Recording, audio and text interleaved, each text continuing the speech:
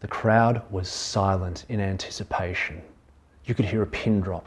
About 3,000 people were there that day. It was 5:59 p.m. on the 6th of May in 1954. And 6 races lined up. Then at 6 p.m. sharp, bang, the gun went off. 6 races took off. 5 of them were racing against each other, but only one had won the race against his own psychology. He had already won the race. Chris Brasher took the lead. He was in the lead for more than half the race. This was a mile though, it was a long race. The person who was coming third, Chris Chataway, took off and then he took the lead for the 3rd lap. But it was on the 4th lap that the champion, Roger Banister, took the lead. He had a split on this lap of 59 seconds and completed the mile in under 4 minutes. New world record and the first person to ever do this. He had crushed society's belief. Before the race, he had crushed his own belief. But after society's belief was crushed, almost 30 to 40 runners completed the same feat in the next year. People knew it was possible, but only once other people knew it was possible were they able to do it. Their beliefs had been broken because of Roger's feat. After that, hundreds more went on to complete it within the next year or two. My name's Rowan, I'm the founder of Your Life Designed. Now I've got a question for you. What's an aspect of your life? What's your challenge? What's an aspect where you're feeling a bit stuck or where, I don't know, you need some change, you need some progress? Let you think about that for just a second. I know for myself, I've got lots of those aspects in my life and most people do, but yeah, focus on one. What's that one that really niggles in the back of your mind? Is it a relationship or is it business? Is it your financial situation? Is it your home life? Is it your mates? Is it your job? Is it your colleagues? What is it? What is something you're really struggling with? Something you need to change? Or perhaps it's like Roger Banister's story, a sporting feat or fitness goals.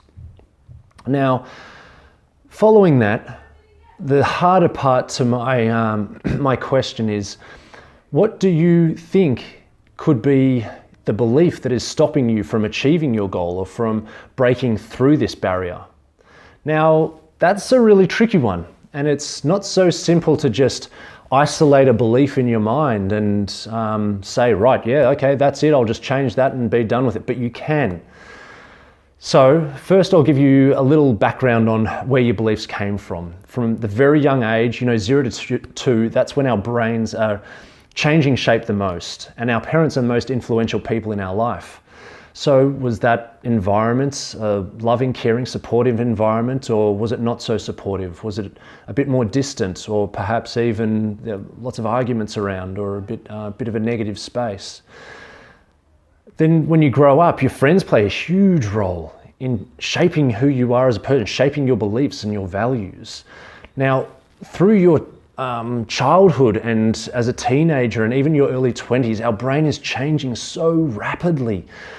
And all these experiences that we're having are feeding into our mind, what Freud called our unconscious mind, or it could also be known in the scientific world as your cortex.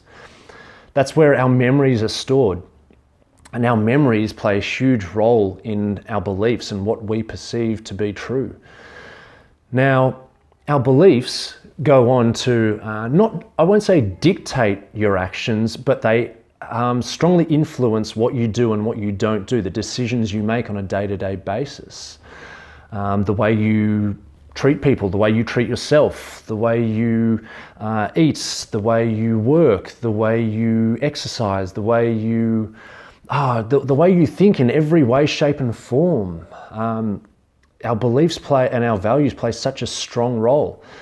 So let me get back to it. This stockpile of information in your mind is what forms your beliefs. And I like to use the analogy that we have this stockpile of information in the back of our mind. And some people might think that stockpile of information and these beliefs are what control us. But it's quite the opposite. We control the stockpile. So every day we've got our broom and we're walking around our stockpile of information, and we're we can see the shape of it. We can see, you know, the generality of it, but we don't see that. We rarely go into the specifics of it. That's awareness. So what I'd like you to do is, you know, pick out that belief that might be influencing the actions that you are or aren't taking to achieve that goal or to make that change in your life. Now, pick that belief up and question it. You know, what shape is it? What color is it? Why is it the way it is? Who influenced this? What influenced this in my life? Now, you've got a choice. You can put that belief back in the stockpile and move on, and nothing much will change. Or you can use the power that you have in your mind to change that belief. You can shape it to whatever you want to be. You can change it from a limiting belief into a self-empowering belief. You have the power to do this. You can change your future, and you can change, you know, the results for that aspect of your life. Another example is a Soviet weightlifter from the 1970s, Vasily Alexeev, and he strongly believed that he would never lift more than 499 pounds. That's just the weight that he could lift, and he couldn't lift any more. But one day his trainers tricked him. They put 501.5 pounds on the bar, and they made it look like it was very deceptive, but awesome at the same time. They made it look like it was 499 pounds. Anyway, he came and lifted this 499 pounds with all the vigor that he'd lifted 499 pounds with so many times before. Now afterwards, obviously the trainers told him, hey, listen, you just lifted over 500 pounds. And his belief was shattered, changed forever.